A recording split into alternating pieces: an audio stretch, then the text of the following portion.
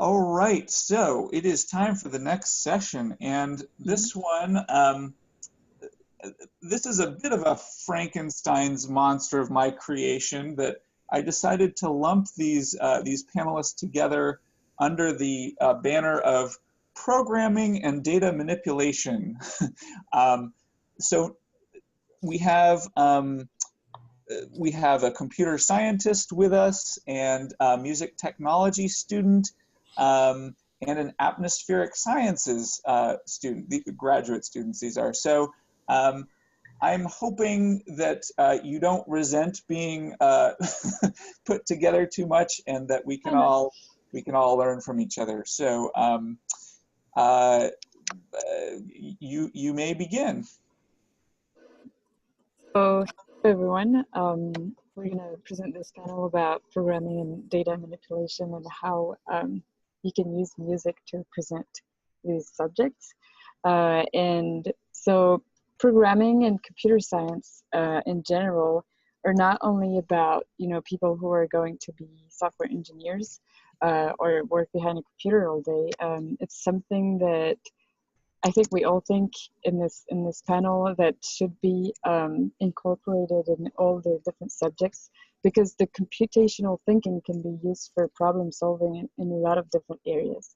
So it's not only about computer science, it's about computational thinking and understanding how to solve things. So and so we have three different subjects that are linked together, and so yeah, okay, so I'm going to present a tool called EarSketch, which is Introduction to Computer Science through Music Composition. And then Judy is going to come in and talk about data sonification, so how to visualize data with sound. And then John is going to explain one of the methods he developed to help memorizing things using music, called computational composing. And he's going to play some guitar to you guys and sing too. So looking forward to that. We're going to be talking for 15 minutes each. And then at the end, you'll have a lot of time for questions and for experimentations. Okay, so EarSketch is, let me present myself, sorry. I work at Georgia Tech. I just graduated from my master's in music technology, where I built a third arm for a drummer. So a robotic arm that a drummer could use, and the arm would play with the drummer and listen to the music and actually like play with the person. So this is the kind of things with music technology. And this year I'm working on EarSketch, which is a project that I really love.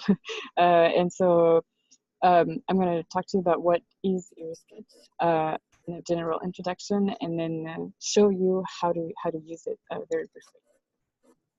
So it's a research project that started 5 years ago, and the idea was, how do we get students interested in computer science, and how do we get a diversity of students interested in computer science, in particular attract female and minority students who are usually underrepresented in the computing classes. And so the idea was, well, what if we used music as a engagement tool for computer science? And so this goes birth to EarSketch, and so it's a website, so you can go online and use it. You don't have to download the software. It's free now, and it's students, but it's been used in classes in late elementary through college, so undergraduate. And it's for an introduction to computer science. And so you will learn how to code in Python or JavaScript using music. So basically, how it works is it has a digital audio workstation, which is something that music producers use to create their music now digitally. And you have a sound browser. And so what the students will do when they write in their code editor, when they write lines of code, we're going to take some sounds from the sound browser and place them in their digital audio workstation. So decide when to play what, add some different layers, add some effects, and really personalize their song. And so the sound browser contains over 4,000 sounds. So most of them have been composed by Young Guru. So he's a Jay-Z sound engineer. and Design, who is a famous sound designer. They can also, so if you want to, you can record your own voice or your instrument and add that to your song. And so besides the digital audio workstation and the sound browser, you also have a curriculum. So basically you can read all the introduction to computer science and learn yourself. There's a code editor, so like I said, where you can write your code. And then you can manage your script and share your script, so you can also collaborate now. So several students can write at the same time on a script, just like a Google document. And you can also like download your songs and post them on SoundCloud or any other music platform. And so I'm just going to talk briefly about where it's been used. So it's in approximately 400 schools now. So like I said, from late elementary through college. And it's mostly used in high schools because it can fit into the advanced placement computer science principles course. It's usually 10 weeks, and so it can be shorter or longer. And so it's not really only for computer science courses. You know, you can use it in a math course if you want to do an introduction to computational thinking or things like that. So if you don't have to be a computer science teacher to use it, because it contains all the curriculum, so you can learn at the same time with your students. And want to say, and then I'm done with the boring introduction, is that we've done some research with some treatment schools and some comparison schools, and we found that EarSketch helped increase engagement of students, motivation to pursue the field of computer science, and self-confidence in computer science for all the students, but particularly, it was particularly high for female minority students. So we did achieve what we were trying to do, which was increase diversity and participation. So I am going to go to the website, which is earsketch.gatech.edu. So if you go to EarSketch, you could here. So this is we do a competition every year, so I'm going to play to you student.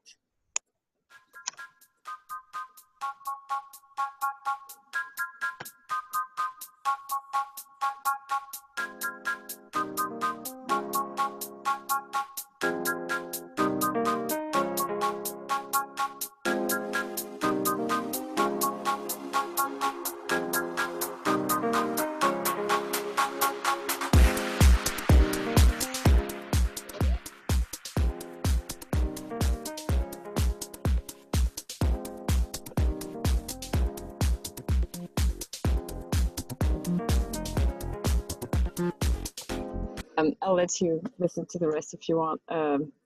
So you can decide and go on the competition tab, and you can listen to the finalists from last year's songs. And so if you go and get started, you're going to arrive on this page, which is your main EarSketch page.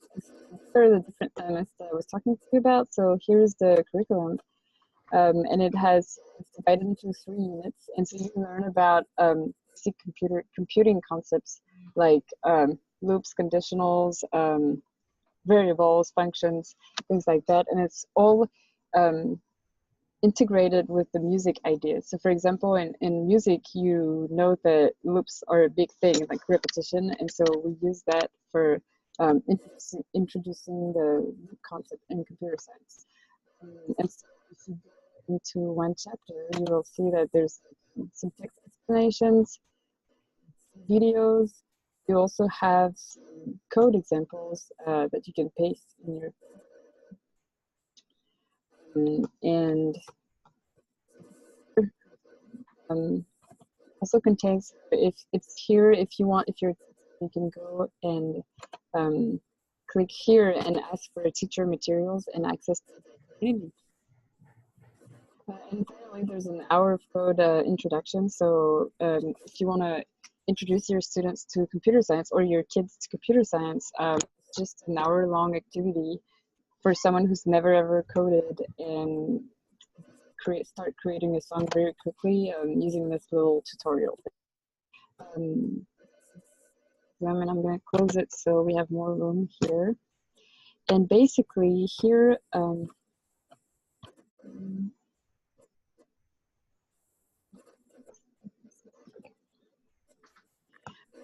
so here you have your code editor. So I'm going to start a script from scratch to show you how it works.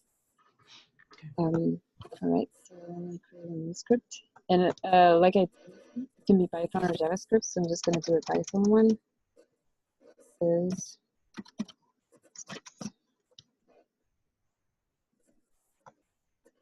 And so this is your blank script. And when I use a very common function, so this is what I was telling you about. It takes the sound from your sound browser and places it in your digital audio workstation. So I'm going to open the sound browser, and you can see that there are some filters here. I will select the trap genre because I really like it. And as an instrument, I'm going to try to find some brass sounds. And you can preview the sounds. So, for example, here. Okay.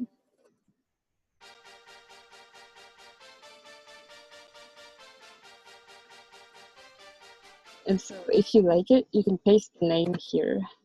Okay, and so fit media is a function which has 4 parameters. So the first one is the sound name, and then 3 other ones I'm going to talk to you about when I run the code. So then you run your code, and it's going to place everything in your digital audio workstation.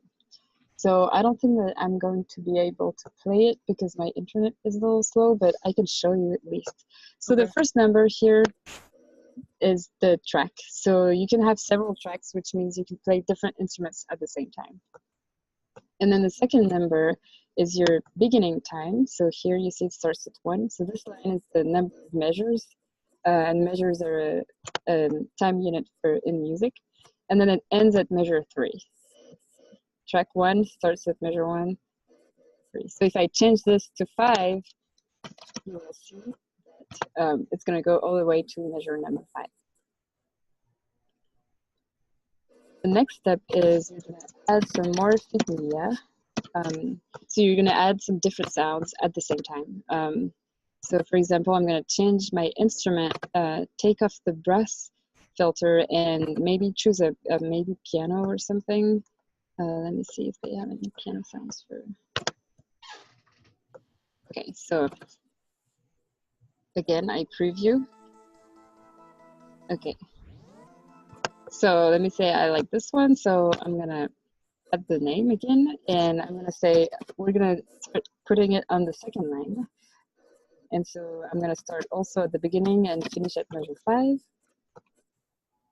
And now if I run it,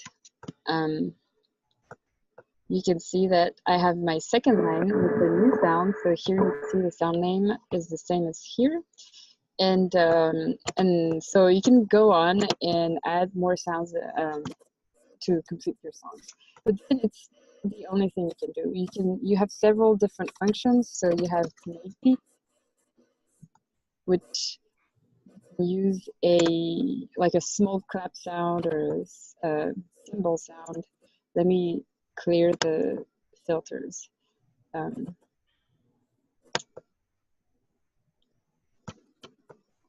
Here and see in artist, I'm selecting make beat. And so these are very short sounds, so like a clap sound or a closed hat sound. And so I'm gonna select the clap sound, okay? And then I'm gonna say, so I wanna place you in, put the track first. So I'm gonna place the track because I have things on my first and my second. And then I'm gonna place it at the first measure. And then I'm gonna introduce this idea of strings. So strings are a type of variables in computer science. And so I'm gonna do 0 minus 0 minus 0 minus. String is like a word. And so basically 0 says play the sound, and the minus is silence. When I'm going to do this, it's going to be 1 silence, 2 silence, 3 silence, 4. And so when I run the code, here that's a perfect example of an error. So we're going to look at this. there is an error with the data type. That must be string. I'm not ordering my parameters, right? So I'm gonna go and see the API, which is a list of the functions, and I'm gonna type make. You see, my parameters are the file name, then the track, then the measure, then the string. So I mistook order. So I'm gonna start with the file name first, then my measure and the string. So let's see.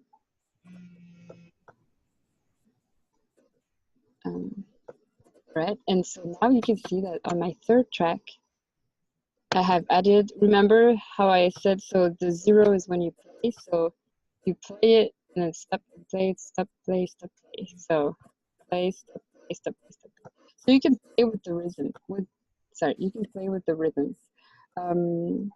There are other functions, so set effect, add an effect. For example, you can change the volume, you can add some reverb, you can add some play, you have tons of different musical effects.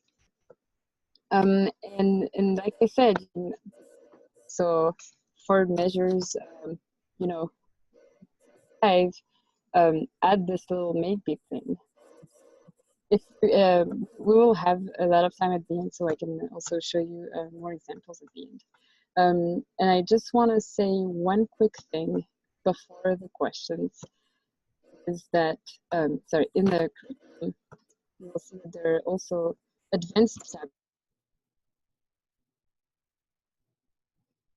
or done with all the other chapters. It's in the optional here, and you can see that one of the chapters is sonification. So it's really a theme when you combine music and computer science. And so this is what Judy is going to talk about. And at the end, after the questions, we can show how sonification in EarSketch can also be. And so if anyone has, we have 5 minutes. If you have questions about EarSketch. So let me see.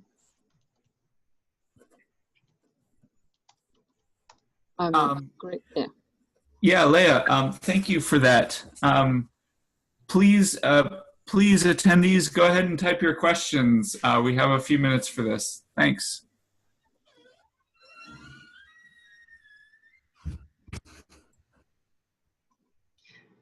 Lea, could you talk a little bit about how it kind of rolls out in a class when you're first introducing it and the student reaction to it? Oh yeah, so I've been to several observations in actual high schools, and so basically the session would look like the teacher will start introducing some concepts. So for example, first class maybe variables, and then they started, and so it's very open. It's not a puzzle type thing. You can really do what it's really creative. Students get hooked up very quickly. So maybe after half an hour, they're into it and they're sharing their song. It helps with collaboration too, because they are saying, "Oh, look at my song. What do you think?" And so I see a question: do you find students use the sounds to debug, like a bad note helps identify where the error is? So one of the hard things for students is debugging. So we're trying to make them familiar with the console, and I do, which is go through the error and find a solution. But yes, it does help. So it's not really a bad note, because you the sounds are already like a complete sound clips, but sometimes they will be like, oh, so this is I should have some sound here and it's not playing. Why is it not playing? Like, I wanted this to be longer. So yes, they do use it interactive way to change their code.